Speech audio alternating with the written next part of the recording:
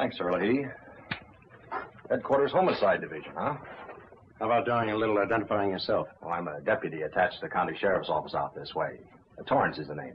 My brother-in-law, Vince Grayson. How do you do? I'm detailed to keep an eye on this place. I was home having a little bite to eat, then on my way back to the station. Say, how'd you get in here? Thought I had it locked up. My key was under a flower box on the porch. It was? Must have been a spare. I have the original. We didn't know there was a second one. What do you mean you're detailed to keep an eye on this place? Well, didn't you know? There was a murder committed here last week. There was? I'd like to hear more about that. Sounds interesting. Oh? No, thanks. I cut them on about a month ago. Always carry a pack of these now. No, thanks. This place belonged to a wealthy couple named Belknap. Husband frequently goes on long business trips. He was away when it happened, Mexico. In fact, we haven't been able to notify him yet. His wife was a pretty little thing. Was kind of flirty. Was a young duck she used to run around with. His name was Bob Clune. Was? Milkman found Mrs. Belknap about daybreak Monday near a road that leads over here. Dead?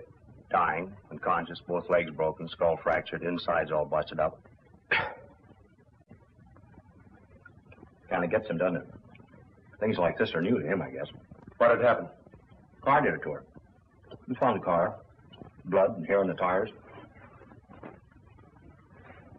Bob Clune's car. Well, then Warner, that's my chief, he come over here to have a look around. He finds a safe busted in the mirrored room upstairs. Take you up and show you if you want.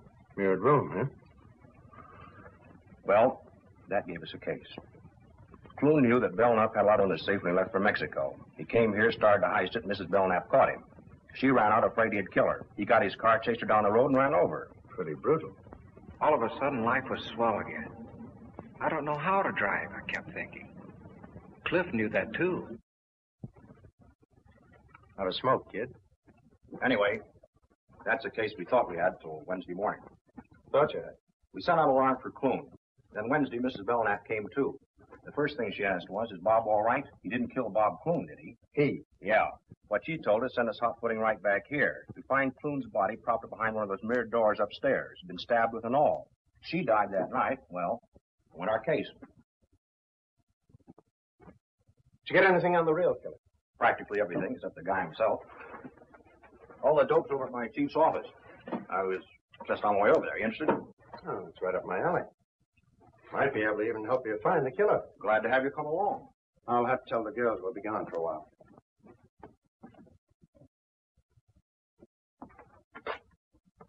Shouldn't let it get you, kid. This is just routine with us. I know, it's just that I'm not used to this kind of discussion, I guess. Yeah, I can understand that. I was a little bit squeezed myself when I first started on the job. They're both asleep. I left a note. Come on, Vince. I'll stay here. Come on, Vince.